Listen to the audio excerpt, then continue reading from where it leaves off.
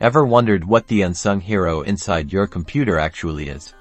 Today, we're cracking the case to show you how to easily find your motherboard model in Windows 11 and 10. First up, the trusty command prompt.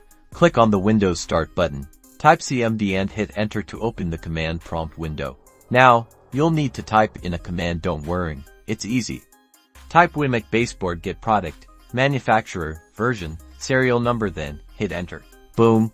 The command prompt will display your motherboard's manufacturer, model, version, and even its serial number if available. Method number to system information. Click on the Windows Start button again. This time, type system information and click on the app that appears.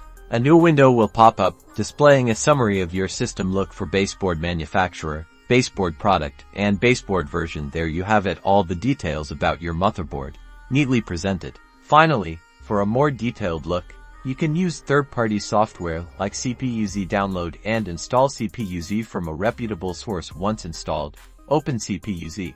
Click on the Motherboard tab here. You'll find even more detailed information about your motherboard, including chipset, BIOS version, and more. And that's it.